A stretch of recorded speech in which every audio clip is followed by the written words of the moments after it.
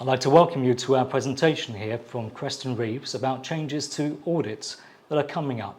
These changes will apply from December 22 year ends onwards. The purpose of these changes is to make the audits more robust, to address concerns around fraud, and to make sure there's a more consistent approach to risk assessment. So what are these changes? The first change is to the audit standard covering fraud, and this is known as ISA 240. My colleague Michael Cook will be discussing these changes on the fraud requirements.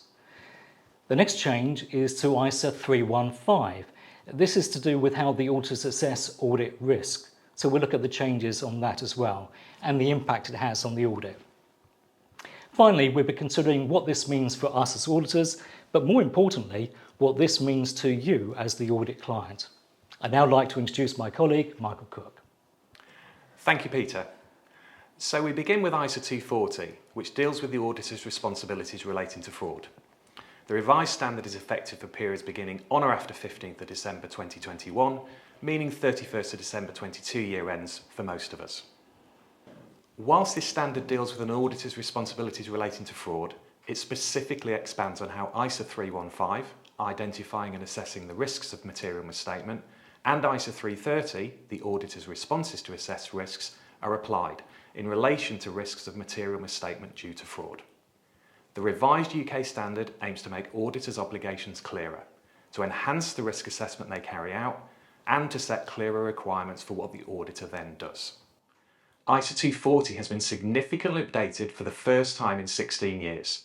The changes are a direct response to recent public discussions on the role of audit in identifying fraud, including high-profile cases such as Patisserie Valerie and Carillion, in which auditors were found to fall short of their responsibilities.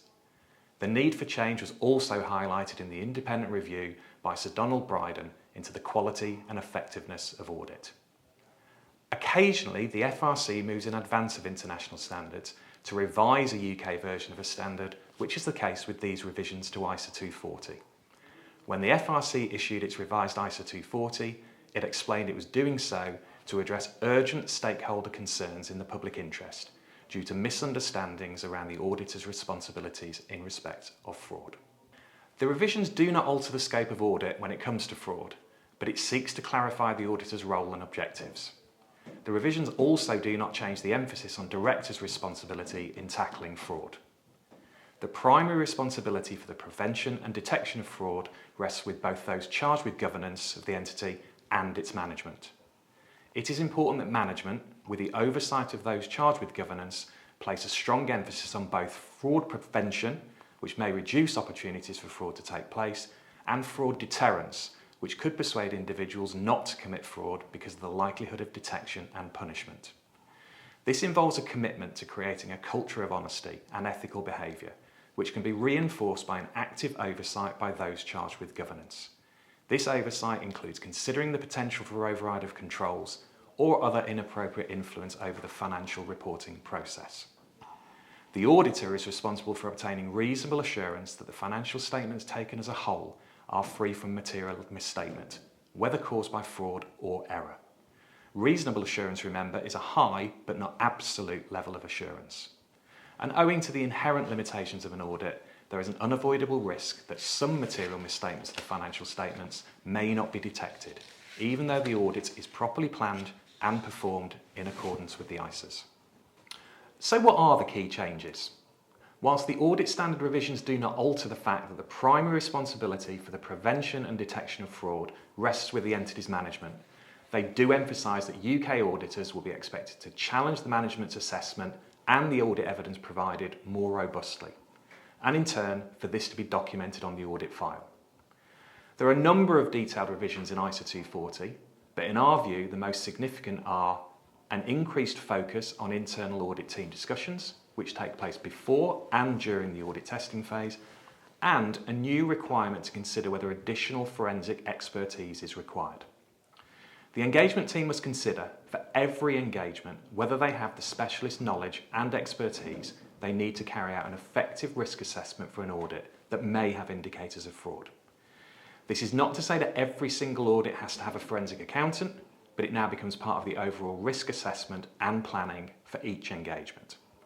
Specialised skills or knowledge are more likely to be required where there are complex transactions, data flows, contractual terms, or relationships with other entities, or when matters require a high degree of judgment.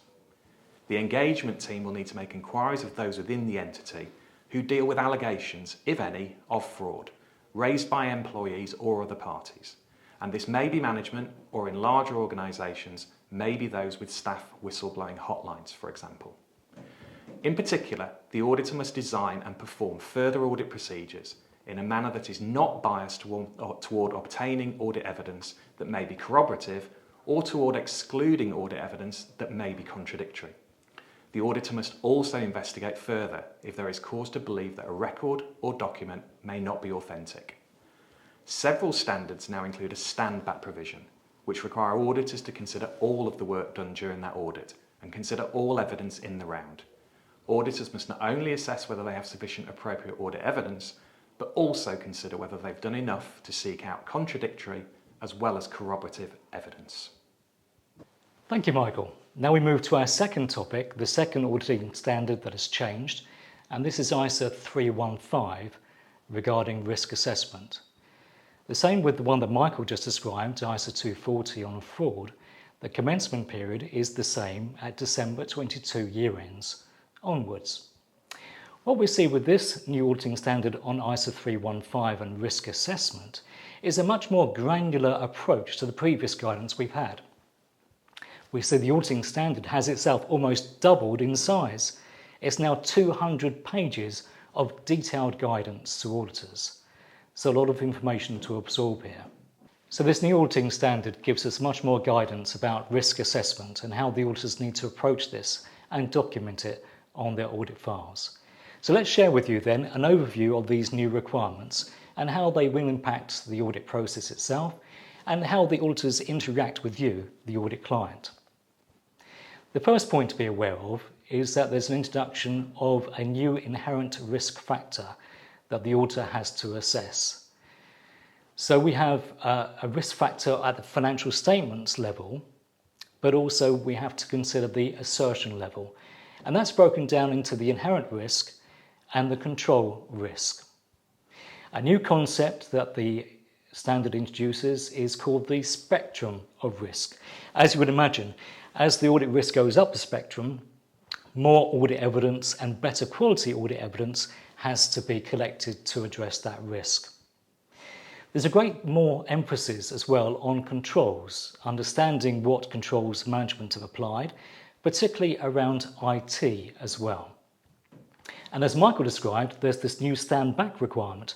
So we have an initial assessment of risk, and then the auditor has to stand back, pause and reflect as the audit progresses to make sure that all key risks have indeed been identified and addressed during the course of the audit. Finally, we have the greater emphasis on the auditor displaying professional skepticism, and we'll explore what that means in terms of the audit. So let's consider then how the standard then analyses the overall audit risk into inherent and control risk. So this is a breakdown then of the risk at the assertion level. So the risk at the financial statements level is what is the risk of the accounts themselves showing a wrong balance or wrong disclosure. Then the auditor has to consider the assertion level, and this is where the extra detail comes in, because the assertion level on individual balances and transactions then is broken down into the inherent risk and the control risk. What is meant by the inherent risk? Well, this means we look at the individual transactions of the entity and we consider what is the risk of a material misstatement ending up in the financial statements. In contrast, the control risk looks at what systems of control management have applied to eliminate those risks. The auditor then has to assess how effective that control system is in eliminating or reducing that risk. So we mentioned earlier this new concept of the spectrum of inherent risk.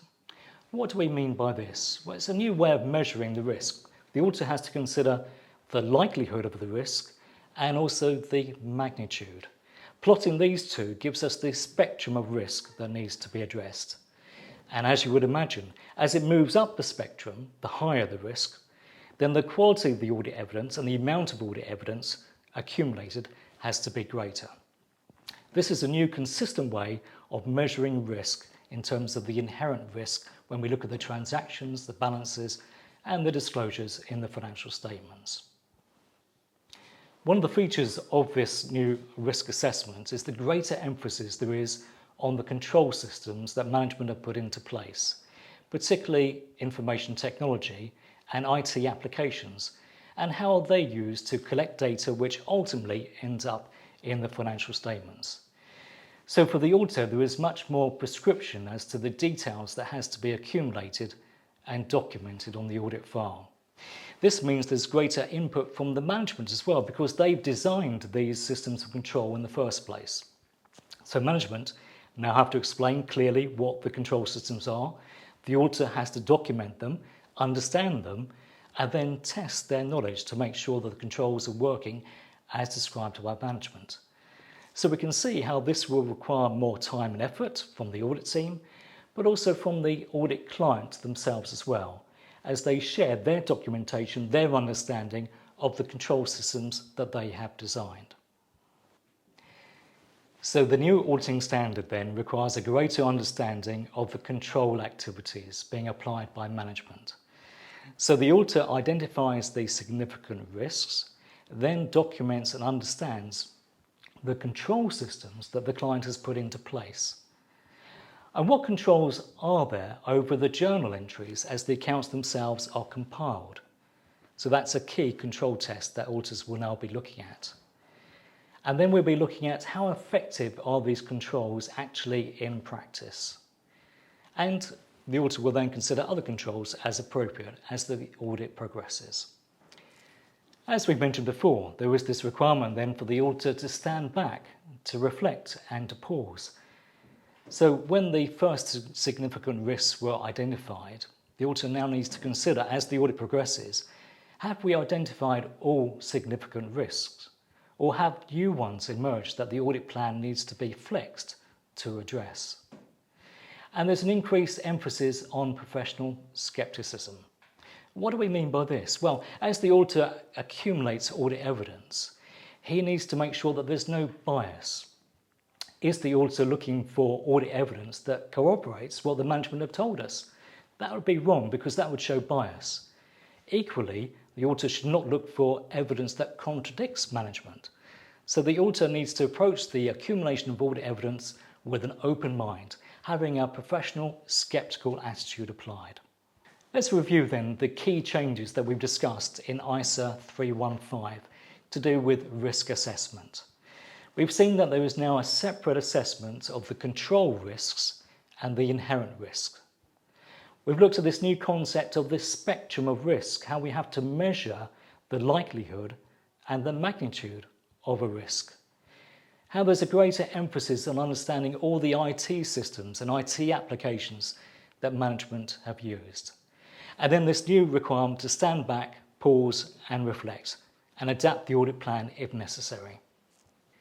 Let's consider then the impact of all these changes. We've looked at ISA 240 on fraud and ISA 315 on risk assessment. Hopefully we've demonstrated that this will require more time for the entire audit process. That's more time from the auditors and more time from client management as well, as they share their information and their knowledge of the systems that they have designed. From the audit team, greater emphasis on software applications like data analytics, so more investment required by audit firms in these emerging technologies. And finally, of course, it's a matter of resource.